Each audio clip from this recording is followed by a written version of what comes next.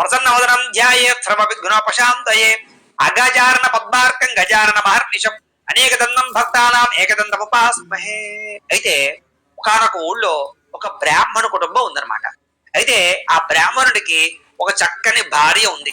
ఆ భార్యకి ఒక కూతురు పుట్టింది. సరే, కూతురు పుట్టింది, అంతా బాగానే ఉంది. కొంతకాలం నడిచేసరికి ఏం జరిగింది అంటే దురదృష్టవశాత్తు ఆ యొక్క భార్య, బ్రాహ్మణుడి యొక్క భార్య చనిపోయింది. అయితే ఎప్పుడైతే భార్య చనిపోయిందో కూతురు ఒక్కతే ఉంది కాబట్టి పాప చిన్నపిల్ల యొక్క ఆలనా పాలన చూడాలి కాబట్టి మళ్ళీ వివాహం చేసుకోవాలి అనుకున్నాడు బ్రాహ్మణుడు. అనుకుని ఏం చేశాడంటే మళ్ళా ఇంకొక అమ్మాయిని చక్కగా వివాహం చేసుకున్నాడు. సరే, వివాహం చేసుకున్నాడు కానీ ఈ యొక్క కూతురును చూడడానికి వివాహం చేసుకున్నప్పుడు ఆ తల్లి సరిగ్గా లేదు కాబట్టి కూతురు సరిగ్గా చూడలేదు. సరే, ఆవిడకు కూడా సంతానం కలిగింది. మళ్ళీ ఒక అబ్బాయి పుట్టాడు. సరే, అబ్బాయి మాత్రం చాలా బాగా చూడబడి, అయితే ఈ కూతురు మాత్రం సరిగ్గా చూడటం లేదు. సరే, ఏం చేసేది అయ్యా అంటే కనుక ఈ సవితి తల్లి తన పిల్లాడు ఉంటాడు కదా, పిల్లాడికి పాలు పట్టడానికి లేకపోతే పిల్లాడికి సంబంధించిన ఆలనా పాలనా చూడడానికి ఆ కూతురుని పిలిచి ఒక బెల్లం మొక్క చేతిలో పెట్టి నా కొడుకుని జాగ్రత్తగా చూడు అని చెప్పేసి పని చేసుకుంటూ ఉండేది ఈవిడ. సరే, ఈ పాప ఈ కూతురు ఏం చేసేది అంటే కనుక లక్ష్మీ అమ్మవారి యొక్క చిన్న బొమ్మ ఉంటే ఆ బొమ్మ దగ్గరికి వెళ్ళి ఆ బొమ్మకి నైవేద్యం పెట్టి అప్పుడు తింటూ ఉండేది. ఈ రంగా నడిచింది, కొంతకాలం నడిచింది. సరే, ఈ కూతుర్ని చిత్రహింసలు పెడుతూ ఉండేది, చీపిడిచ్చి కొడుతూ ఉండేది, రకరకాలుగా ఇబ్బందులు పెట్టేది.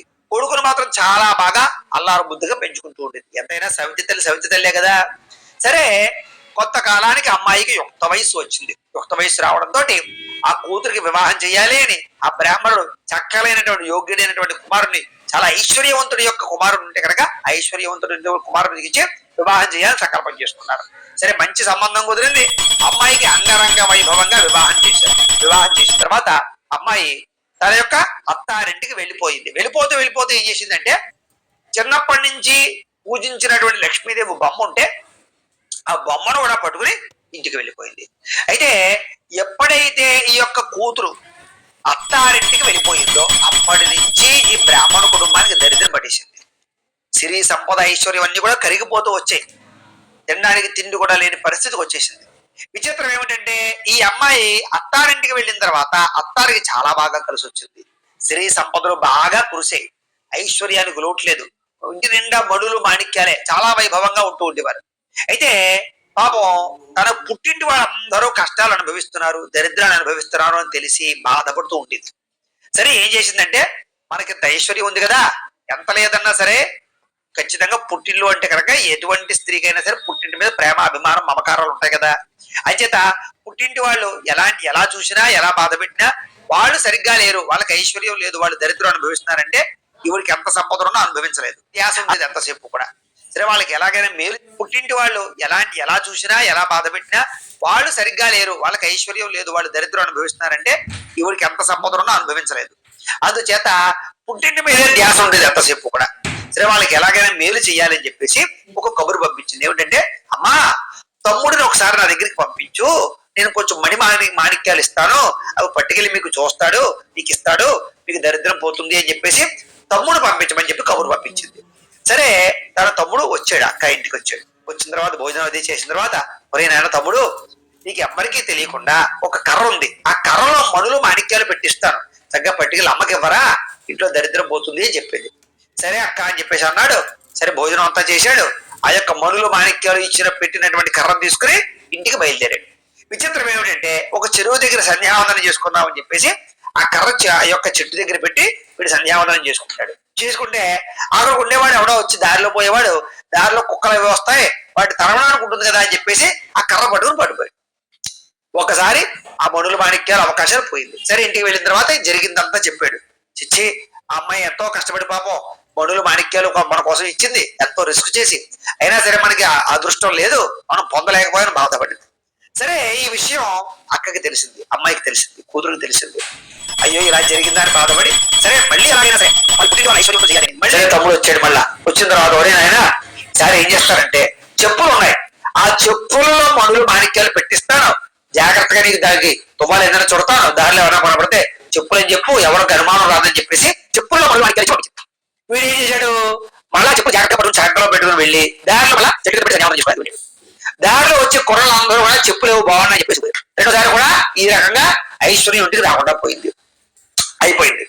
సరే ఈ విషయం మళ్ళా తెలిసింది కూతురికి. అయ్యయ్యో ఇలా జరిగిందా, సరే ఏమిటి పట్టింది, ఇచ్చిన సంపద ఇంటికి వెళ్ళలేదు ఏమిటి బాధపడి, సరే మళ్ళా అని చెప్పి కబురు పంపించింది.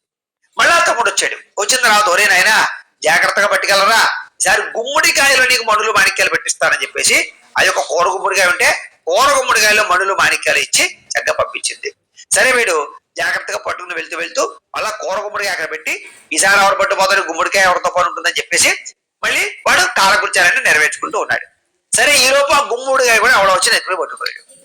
సరే ఈ విషయం అంతా కూడా తెలిసిన తర్వాత ఇదేమిటి విచిత్రంగా ఉంది, ఎప్పుడు జరగని విషయాలన్నీ కూడా జరుగుతున్నాయి, ఎంత మనం వాళ్ళని ఐశ్వర్యవంతులు చేద్దామని కుదరటం లేదు అని చెప్పేసి అనుకుని, సరే అలా కాదు మనం ఎలాగైనా సరే వీళ్ళని ఐశ్వర్యవంతులు చేయాలి అని చెప్పేసి అనుకుంటే ఒకరోజు ఆ యొక్క ఈ కూతురు అమ్మవారిని ప్రార్థన చేసింది. అమ్మా మా ఇంటికి ఇలాంటి దరిద్రం పట్టింది ఏమిటి, దీనికి కారణం ఏమిటి అని అడిగితే అమ్మా చిన్నప్పుడు నీ తల్లి నిన్ను చీపురెచ్చి కొట్టింది, అందుచేత నీ తల్లి ఐశ్వర్యవంతం కూడా పాడు చేశారు, అందుచేత నీ తల్లి చేత ఏం చేయిస్తావంటే కనుక మహాశివారాలు పూజ చేయించు, పూజ చేయిస్తే కనుక లక్ష్మీ అనుగ్రహం కలుగుతుంది అని చెప్పేసి అమ్మవారు చెప్పింది. సరే అని చెప్పేసి ఎలాగైనా సరే మార్గశిర లక్ష్మీవారం పూజ చేయించాలని చెప్పేసి తల్లి కబురు పట్టింది. తల్లి నువ్వు మా ఇంటికి వచ్చాయి, మా ఇంటికి వస్తే నీ చేత మార్గశిర లక్ష్మీవారాలు పూజ చేయిస్తాడు, నీకు ఐశ్వర్యం కలుగుతుంది, నీ దరిద్రం పోతుంది అని చెప్పింది. సరే తల్లి వచ్చింది. వచ్చిన తర్వాత అమ్మ మార్గశిర మాసం వచ్చింది, వరుసగా 5 వారాలు చేయాలి, అంచేత 5 వారాలు కూడా మారకుండా చేసినట్లయితే మనకు ఐశ్వర్యం కలుగుతుంది కాబట్టి చక్కగా సిరి సంపద కలుగుతుంది కాబట్టి కంగారు పడకు. అయితే ఈ పూజ చేసుకునేటటువంటి సమయంలో ఎటువంటిది తినకూడదు, అలాగే నెత్తి మీద నూనె రాసుకోకూడదు, అందుచేత చాలా జాగ్రత్తగా వ్యవహరించు, అంచేత తల దువ్వుకోకూడదు, కాబట్టి జాగ్రత్తగా ఉండమ్మా అని చెప్పింది. సరే ఎలాగైతేనే మొత్తం మీద మార్గశిర లక్ష్మీవారం మొదటి లక్ష్మీవారం రానే వచ్చింది. సరే లక్ష్మీవారం పూజ చేద్దాం అనుకునేసరికి అమ్మా ఈవేళ లక్ష్మీవారం కదా పూజ చేద్దాం అని, అయ్యయ్యో పొద్దునే పిల్లలకి అన్నం పెడుతూ చెద్దన్నం పెడుతూ నేను కొంచెం నోట్లో వేసుకున్నానే మర్చిపోయి అని చెప్పింది. అదేంటమ్మా లక్ష్మీవారం ఉపవాసం ఉండమని చెప్పాను కదా, ఇలా చేసేవేంటి, ఒక వారం పోయింది అని చెప్పేసి చాలా బాధపడింది. సరే 2వ వారం ఎలాగైనా సరే ఈ లక్ష్మీవారం పూజ చేయాలి మనసులో సంకల్పం చేసుకున్నారు. చేసుకుంటే 2వ వారం అమ్మా ఈవేళ లక్ష్మీవారం పూజ చేద్దామా అంది. అయ్యయ్యో తెలియకుండా నేను పిల్లలకి నూనె రాస్తూ నేను ఎత్తి మీద నూనె రాసేసుకున్నానే అని చెప్పింది. ఇది ఎక్కడ కూడా అమ్మా ప్రతి లక్ష్మీవారం అలాగే చేస్తున్నావు, సరే వచ్చే వారం అయినా సరే చాలా జాగ్రత్తగా ఉండు అని చెప్పింది. సరే 3వ లక్ష్మీవారం వచ్చింది. 3వ లక్ష్మీవారం అమ్మా లక్ష్మీవారం పూజ చేసుకుందామంటే అయ్యయ్యో తెలియకుండా పిల్లలకు దువ్వుతుంది నేను దువ్వెని నెత్తిపై పెట్టుకున్నానే, ఈ వారం కూడా పనిచేయదు. అయ్యో ఇలా జరిగింది ఏమిటి, సరే ఇక 4వ లక్ష్మీవారం అయినా సరే ఈ యొక్క పూజ చేద్దాము అని చెప్పేసి సంకల్పం చేసింది.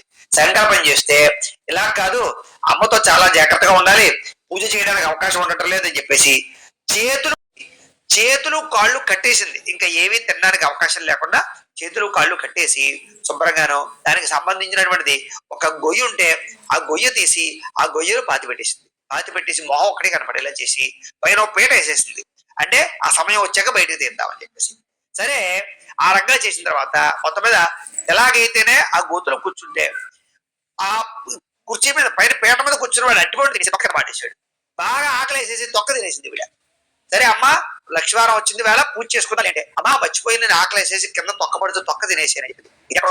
ఎంత ప్రయత్నం చేసినా ఈ అమ్మ చేత పూజ చేయలేకపోతున్నావు ఏమిటి అని చెప్పేసి బాధపడి లక్ష్మీ అమ్మవారికి అర్థం చేస్తే అప్పుడు మళ్ళా లక్ష్మీ అమ్మవారు చెప్పింది, అమ్మా నీ తల్లి చిన్నప్పుడు నిన్ను చీపురిచ్చి కొట్టింది కదా, అందుచేత నాకు నీ తల్లి అంటే కోపం, ఎవరైతే నా భక్తులు ఉంటారో వాళ్ళని ఎవరు హింసించినా ఎవరు బాధ పెట్టినా వాళ్ళ జోలికి నేను వెళ్ళను, అందుచేత నీ తల్లికి లక్ష్మీవారం పూజ చేసుకునే అవకాశాన్ని కలగజేయడం లేదు అని చెబితే అమ్మా మా తల్లి చేసినటువంటి తప్పు మన్నించు అని చెప్పేసి ఆ తల్లి కూతురు ఇద్దరు కూడా అమ్మవారిని వేడుకుని ప్రార్థన చేస్తే సరే అని చెప్పేసి అవకాశాన్ని కలగజేసింది. ఎప్పుడైతే ఆ రంగా అవకాశాన్ని కలగజేసిందో ఆ తర్వాత పుష్యమాసంలో వచ్చినటువంటి మొట్టమొదటి లక్ష్మీవారం ఏదైతే ఉందో ఆ లక్ష్మీవారం రోజున చక్కగా ఈ తల్లి కూతురు ఇద్దరు కూడా అమ్మవారికి విశేషంగా పూజాది కార్యక్రమాలన్నీ కూడా చేసేసరికి అమ్మవారి సంపూర్ణ అనుగ్రహం కలిగి ఆ తల్లికి విశేషమైనటువంటి ఐశ్వర్యాలు భోగభాగ్యాలు శ్రీ సంపద అన్ని కూడా కలిగేట. ఈ రకంగా ఈ యొక్క మార్గశిర లక్ష్మీవారాన్ని మార్గశిర మాసంలో 4 వారాలు చేసి 5వ వారంగా పుష్యమాసంలో మొట్టమొదటి వారం చేయొచ్చు, లేదా మార్గశిర మాసంలోనే ఒక్కొక్కసారి 5 వారాలు వచ్చేస్తూ ఉంటాయి, అది ఇంకా అదృష్టం. కాబట్టి ఆ రకంగా మార్గశిర మాసంలోనైనా సరే 5 వారాలు కూడా వరుసగా ఈ వ్రతాన్ని ఆచరించయ్యా. అయితే ఈ వ్రతాన్ని ఆచరించేటటువంటి వారు మొట్టమొదటి వారం ఏమో పులగాన్ని, రెండో వారం అయితే కనుక దానికి సంబంధించినటువంటి ఈ యొక్క కుడుములని, మూడో వారం క్షీరాన్నాన్ని, నాలుగో వారం మళ్ళా పూర్ణం కుడుములని, ఐదో వారం కూడా బూరుల్ని నైవేద్యం పెట్టాలి అని చెప్పేసి ఈ యొక్క వ్రతంలో చేసేటువంటి విధానాన్ని కూడా విశేషంగా చెప్పారు. ఎవరైతే మార్గశిర లక్షవారం పూజ చేస్తారో వాళ్ళ ఇంట్లో దరిద్రం రాదు, సకల ఐశ్వర్యాలు కురుస్తాయి, సిరి సంపదకి భోగానికి లోటు ఉండదు, రుణ బాధలు ఉండవు, ఎటువంటి దరిద్రమైనా సరే పోతుంది, పటాపంచలు అయిపోతుంది. అయ్యా శక్తివంతమైనటువంటి వరలక్ష్మి యొక్క మార్గశిర లక్షవారం పూజ అని చెప్పేసి మార్గశిర లక్షవారం వ్రత విధానాన్ని కూడా మనకి శౌనకాది మహాములందరికీ సూత్రులు వారు తెలియజేశారు. కాబట్టి చాలా శక్తివంతమైనటువంటి వ్రతం కాబట్టి అందరూ కూడా భక్తి శ్రద్ధలతో ఆచరించి